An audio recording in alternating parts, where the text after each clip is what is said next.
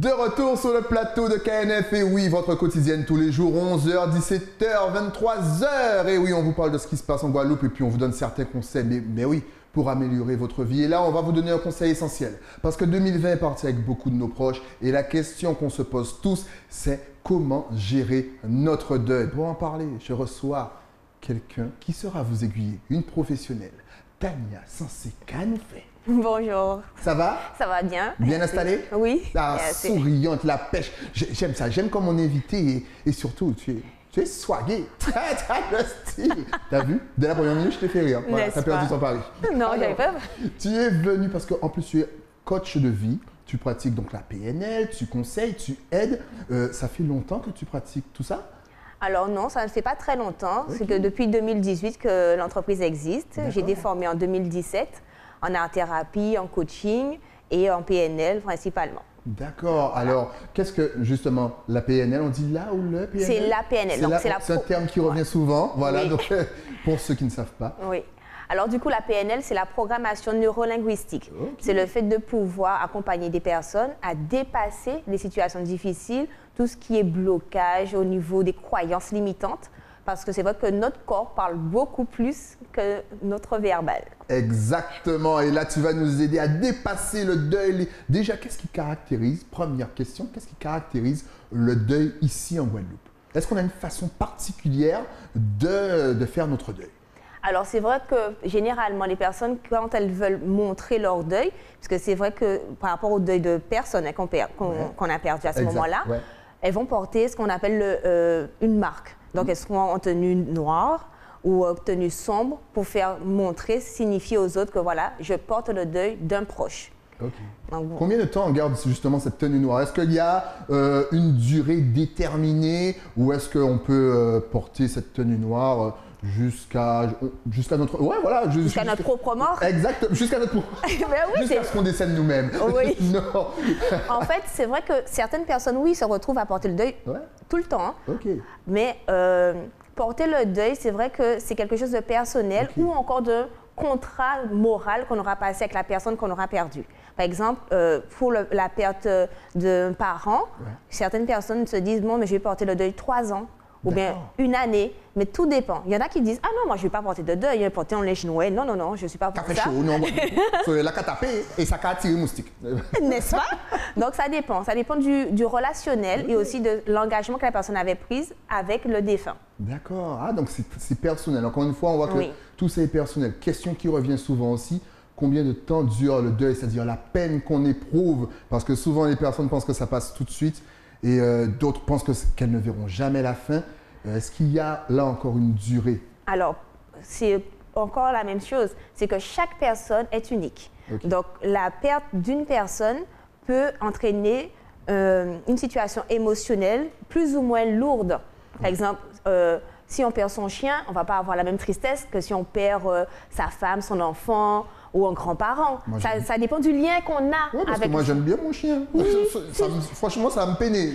Oui, mais c'est ça que je dis, ça va dépendre de qui ou de quoi on a perdu. Et le quoi, c'est pour un peu rebondir là-dessus, parce qu'on peut...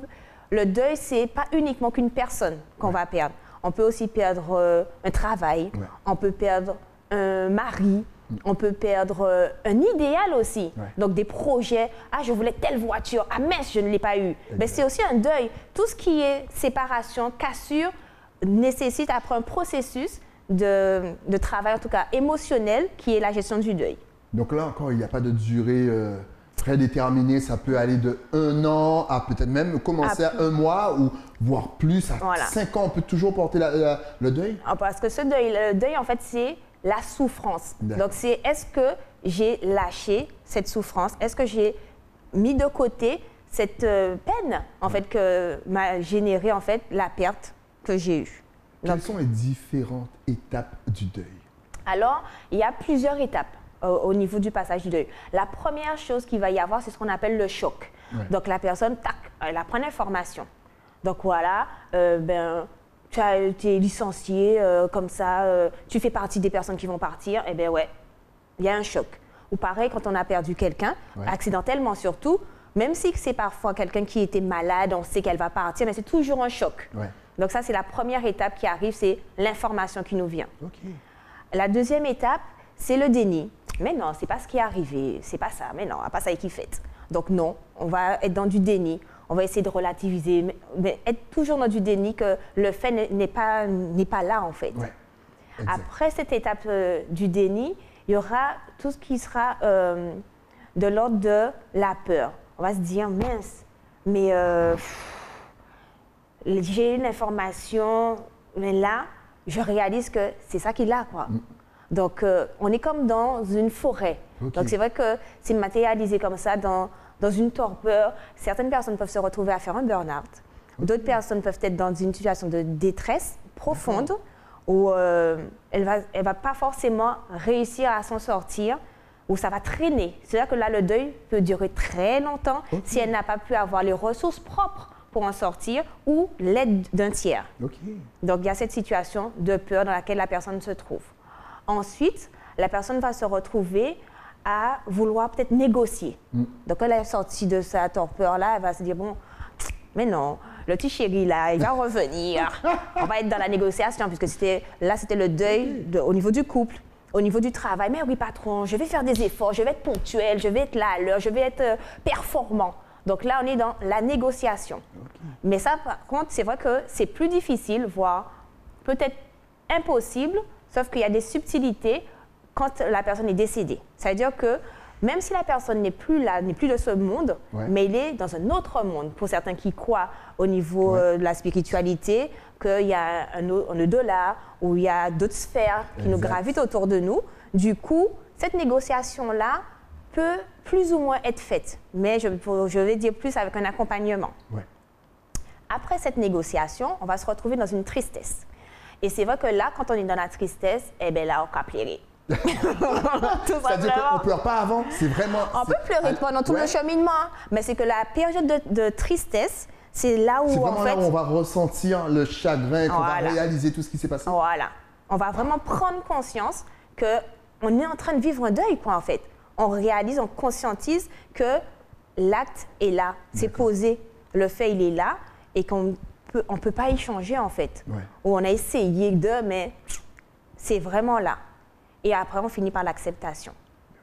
Enfin, et là encore, question bête, ça prend combien de temps tout ça? Là encore, c'est par rapport à la personne. Exactement. Donc ça peut durer 10 ans, comme ça peut durer 1 an. Voilà, parce que c'est vrai que chaque étape comme ça du parcours du deuil, ça dépend de chacun. Donc c'est vrai que certaines personnes peuvent se dire, allez, en 3 mois, j'ai vite fait ça, j'ai bouclé l'affaire. Exactement. C'est pour ça que ça dépend des ressources propres. Donc, chaque personne, comme je disais tout à l'heure, est unique. Donc, on a nos ressources personnelles et on peut avoir aussi l'aide, l'appui de personnes comme les thérapeutes pour pouvoir nous aider, ou même des amis de la famille. Donc, c'est bien aussi d'avoir du relais. Ok. Et comme on va en parler d'ailleurs, tu as même écrit un livre sur ça, comment surmonter votre deuil. Et comme je l'ai lu, je l'ai trouvé très intéressant, j'ai vu qu'il y a une petite étape qu'on a sautée, c'est la colère, qui vient juste après la forêt de la peur. Mais oui, moi je... c'est très bien. Quand nous fait, Éclair TV. Comment se passe l'étape de la colère? Est-ce que justement, on peut s'en prendre à nos proches justement qui essaient de nous aider? Et comment après s'excuser auprès d'eux? Et est-ce que souvent nos proches comprennent cet état de colère? L'état de colère, en fait, c'est vrai que c'est le moment où la personne, elle va être dans... elle peut être en colère contre elle-même aussi. Elle peut culpabiliser. Donc, cette étape de colère, c'est vrai que elle est juste, du coup, après le choc. Je revois. Donc, après le choc, donc c'est là. C'est à se dire que non, c'est injuste. Non, j'aurais pu faire mieux. Non, j'ai mal agi. Et ou bien, elle a fait ci, c'est de sa faute. Il n'aurait pas dû faire ça. Je lui avais dit de ne pas aller là. Qu'est-ce ça qui réveille? Oui, tout ce questionnement-là, ça... intervient en tout cas à ce moment-là. Et comment, justement, toi qui en as, qui fait du PNL, quel conseil peux-tu nous donner à tous, téléspectateurs et moi-même, pour justement gérer cette colère? Parce que forcément, comme je te l'ai dit tout à l'heure, on peut s'en prendre à des innocents qui passent, qui veulent simplement nous aider. Mais comme on est dans un état de colère et même de stress ou même de choc, quelles sont les techniques qu'on peut employer pour apaiser sa colère? Alors, pour apaiser la colère, le deuil de façon globale, là, à ce moment-là, c'est vrai qu'il y a plusieurs méthodes. Pour les personnes qui aiment écrire, elles pourront se mettre à écrire, ce sont des petits conseils, du coup, vous avez des petits bonus du coup, qui sont dans le livre. Écrire, du coup, à cette personne que vous avez perdue. Donc, il y a un explicatif qui est donné dans le bouquin. Comment faire, la méthode. Donc, pouvoir écrire à la personne quand elle n'est plus là. Pouvoir écrire aussi nos propres regrets par rapport à ce qu'on n'a pas pu faire ou partager avec cette personne, ou l'amour aussi qu'on avait pour elle, peut-être un amour secret. On a souvent des amours secrets. Oui. Qu'on peut aussi écrire, parce que c'est vrai que l'écriture est un bon moyen d'expression. Donc après, c'est vrai que je propose aux personnes aussi de dessiner, donc quand elles aiment. C'est vrai que l'art-thérapie, c'est utiliser en fait des moyens artistiques qui sont vraiment à votre portée, où vous êtes le plus à l'aise pour pouvoir évacuer la situation difficile. Donc du coup, la personne peut dessiner des souvenirs qu'elle a partagés avec cette personne-là, ou des désirs qu'elle a encore, mais que même si elles ne vont pas s'organiser, mais il y a quelques petites méthodes pour pouvoir, au niveau spirituel, les faire aller de l'autre côté, on va dire. Mais cette technique, elle est super. Franchement, écrire à la personne que vous avez perdue. C'est pas mal ça. Surtout dans cette période de numérique, c'est compliqué. Bien qu'on peut écrire sur son ordinateur. Revenons donc à ton livre. Comment gérer votre deuil? C'est très important parce que tu as dit qu'il faut écrire. Et justement, dans ton livre, c'est comme un petit cahier de vacances. C'est vraiment génial. Vous pouvez aller vous le procurer. On peut écrire, vas-y, présente-nous. On peut écrire ce qu'on ressent. Il y a des questions auxquelles on peut répondre dans ton livre. C'est vraiment génial. Donc déjà, comment t'es venue l'idée de faire ce livre? Combien de temps as-tu pris pour le mettre sur pied et en page? Et bien sûr, où est-ce qu'on peut se le procurer? Alors, le livre, comment il est venu? En fait, j'ai eu des patients que j'ai accompagnés qui ont vécu des situations de deuil. C'est vrai que même moi, dans ma vie privée, j'ai aussi fait face à des situations de deuil que j'ai dû travailler et surmonter. Après, au niveau du livre, dans ce qui est dans le contenu, ce sont des exercices. Donc, on a art-thérapie avec l'écriture, le dessin, la peinture et l'expression corporelle. Parce qu'il faut aussi bouger un petit peu pour pouvoir éliminer les situations de stress. Donc, ce sont des exercices qui sont donnés dedans. Et il y a des questions, des histoires aussi, certaines histoires qui sont bien parlantes, qui peuvent aussi parler à tout un chacun de la vie réelle, où il y a aussi un questionnement à se positionner entre l'un des personnages de l'histoire. Vous serez qui et pourquoi? Qu'est-ce que ça vous renvoie? Donc c'est vrai que ce livre-là, les livres que j'ai écrits, puisque c'est vrai que c'est mon second livre sur le deuil, c'est en fait permettre au lecteur de s'identifier, de travailler sur lui-même pour pouvoir évacuer les situations difficiles. Donc, c'est là que je dis que vaut mieux pas prêter le livre puisque la personne va savoir ta vie privée. Franchement, c'est comme un journal intime. Donc, vous pouvez vraiment écrire ce que vous ressentez. C'est vraiment bien. Et je pense même que dans le chapitre 2, si je me souviens bien, tu fais la comparaison un petit peu entre les anciens, donc en temps longtemps, même si apparemment les aînés n'aiment pas qu'on utilise ce terme, mais avant et après, leur gestion du deuil, la façon de justement... Quelle est la différence entre les deux époques? Alors, donc comme je l'ai dit, j'ai fait des entretiens avec quelques aînés. C'était vraiment plaisant. Et le chapitre 2 leur est consacré. Donc, je parle vraiment du deuil depuis les années 60 jusqu'à aujourd'hui. Et c'est vrai que c'est entremêlé avec des petites histoires, des petites anecdotes avec du magico-religieux. Donc, du coup, c'est vrai que ça m'éclatait un petit peu pendant que j'écrivais. Et parce que c'est vrai que les croyances ont évolué et du coup, les pratiques aussi. Du style qu'à l'époque, il y avait quelqu'un qui venait dans la rue qui sonnait à coq à l'ambi pour dire que animaux à moi est tel. Et c'était relativement particulier et plus chaleureux aussi quelque part, puisqu'avant, on faisait des veillées dans l'habitation de la personne. Maintenant, c'est différent par rapport aux gestes d'hygiène qu'il y a. Donc, c'est plus chez les pompes funèbres que ça se pratique. Après, le cheminement par rapport à la religion aussi de la personne, pour les catholiques, bon, il y a ce qu'on appelle les 40 jours du deuil, mais c'est les 9 jours de prière. Donc, c'est un cérémonial et même ces 9 jours-là permettent aussi à la famille, de chaque jour, on se regroupe, mais ça nous permet de se parler tranquillement de la personne lorsqu'elle était vivante et on fait un deuil. Ces 9 jours-là ne sont pas anodins et même les 40 jours, c'est vrai que ça paraît long, mais ça permet aussi un travail de processus de deuil en fait de la famille. Ok. Alors souvent, certaines personnes préfèrent rester seules pour gérer leur peine. que peux-tu conseiller aux amis de cette personne? Est-ce qu'il faut laisser la personne dans son coin ou au contraire faire tout le contraire, c'est-à-dire vraiment la saouler du matin au soir, être avec elle? Non, non. Alors, il faut respecter ça. Il faut respecter le besoin de repli sur soi de la personne un temps.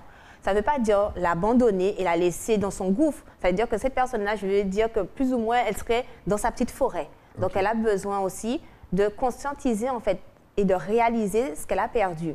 Il faut rester veillatif parce que les personnes peuvent malheureusement faire des passages à l'acte pendant cette période-là. Donc, il faut toujours dire à la personne que si elle sent qu'elle en a besoin, vous êtes là. Mais la laisser aussi passer, personnellement, vivre ce temps-là et elle sait que, OK, un tel m'a dit qu'il est là pour moi, c'est bon. Je sais que j'ai une écoute si j'ai besoin. Mais de la laisser passer. Et après, elle-même va revenir. Mais c'est important de pouvoir accompagner, mais de façon paisible. La personne ne pas la tanner, mais oui, ou pas, vous ne pouvez pas nier ça. Non, non, non. La laisser vivre, en fait, son expérience. Est-ce que nous, peuple guadeloupéen, on a certaines facilités à aller voir un professionnel pour nous aider justement à surmonter notre deuil? Ou est-ce que ça reste encore tabou de se faire aider par un étranger? Comment toi, tu vois ça? Alors, par rapport à ce que j'ai vu, c'est vrai que ça reste encore tabou, si tu veux, parce que les gens ont encore du mal. Parce qu'aller vers un thérapeute, c'est se dire, on ne peut pas. Surtout que nous, voilà, en Guadeloupe, c'est vrai qu'on a toujours besoin de se montrer fort, mais parfois, on ne peut pas. Acceptez votre faiblesse, acceptez-la. Oui, parfois, ce n'est pas évident de pouvoir le faire. Donc, du coup, ça commence en tout cas à se développer, en fait, que les personnes puissent aller demander, toquer à la porte pour dire, oui, j'ai besoin d'aide, je n'y arrive pas seule. Donc, c'est vrai que c'est important qu'ils puissent savoir qu'on est là aussi pour les aider. Petite question comme ça, au détour d'une autre question. Comment quelqu'un qui n'a pas l'habitude de demander de l'aide peut demander de l'aide? Elle va le faire parce qu'elle en aura besoin. Ah, donc ça va sortir tout seul? Ça sort tout seul au moment peut-être parfois on ne s'y attend pas. Ou bien il y a, comme on peut dire, des signes. C'est-à-dire que, comme par hasard, j'ai vu l'émission, ça parle de ça. Mais oui, je vais prendre le livre. Ou bien, il y a des petites pierres, comme on dit, qui sont lâchées comme ça devant nous pour nous faire ouvrir les yeux qu'on n'est pas seul. OK. Alors, que peut-on retrouver d'autre dans le livre? On sait qu'on parle de nos anciens, qu'on peut écrire comme dans un journal intime, qu'il y a bien sûr les différentes étapes du deuil. Quelle autre surprise, je dirais, qu'on peut retrouver dans ce livre? Le petit bonus en mandala. Donc, en fait, à la fin du livre, c'est un petit clin d'œil aussi que je fais sur les mandalas, puisque c'est vrai que donc dans le livre, j'ai mis des mandalas que j'ai réalisés, mais on peut aussi créer soi-même ces mandalas, puisqu'en fait, c'est un outil qui permet à la personne de se recentrer, s'apaiser tranquillement en pouvant mettre des couleurs du coup sur la réalisation. Excellent. Encore une fois, comment surmonter votre deuil. Voilà, vous avez le livre en double écran, donc vous avez déjà le visuel. N'hésitez pas à vous le procurer maintenant si on veut venir te voir, parce que tu es apaisant, tu expliques bien, on aime bien ta compagnie. Comment te contacter? Est-ce que tu es sur Facebook, Instagram? Est-ce que tu as un numéro de téléphone? Est-ce que tu as un mail? Est-ce que tu as une carte bancaire? Vous verrez un jour, cette blague, elle va passer. Quelqu'un va me donner son code. Vas-y, dis-nous tout. De toute façon, ça va s'afficher à l'écran. Alors oui, donc le livre, il est disponible dans différentes librairies sur la Guadeloupe et Marie-Galante. Et pour me rencontrer, c'est sur rendez-vous uniquement. Donc, soit on peut m'envoyer un mail ou un message privé sur les réseaux sociaux ou par téléphone, le 06 90 499 429. J'adore quand on dit le numéro de téléphone comme ça, c'est comme ça que je le dis. Mais de toute façon, sur Facebook, Instagram et site internet, voilà, vous avez toutes les adresses. Art et bien-être, sans Cétania, vous tapez, vous trouvez, vous contactez, vous likez et vous parlez. Merci d'être venu nous présenter ton livre et surtout nous donner des conseils sur le deuil. C'était agréable. Encore une fois, si tu as encore un autre thème à venir à développer, tu reviens sur le plateau. Tu connais le chemin, j'ai enlevé le cadenas, tu le fais comme chez toi. Merci beaucoup. Merci à toi. Nous, on se retrouve bien entendu avec un nouvel invité. Mais ça, c'est après quoi? Après la pub. À tout de suite.